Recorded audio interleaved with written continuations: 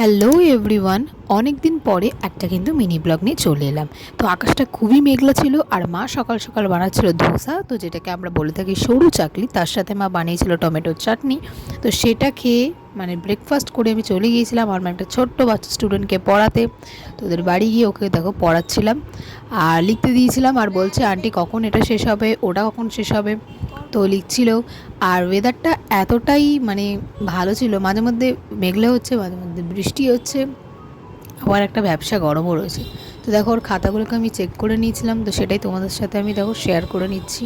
তো বাড়িতে এসে দেখলাম মা বানাচ্ছিল আলু পোস্ত, তার মধ্যে যে কাঁঠালের বীজ হয় সেইটা দিয়ে। তো তারপরে দেখতেই পাচ্ছ বৃষ্টি আবার শুরু হয়ে গেছে, বাড়ি এসে দেখছি। তো স্নান টান করে নেবার পরে খেয়ে নিয়েছিলাম ডাল, ভাত, আলু পোস্ত। ঠিক ওকে। তো তো রাতে বানিয়েছিলাম চিকেন টিক্কা এগরোল। তো এটাকেই মিনি ব্লগটা এখানেই এন্ড করছি। তো আজকের মতো এতটাই, বাই।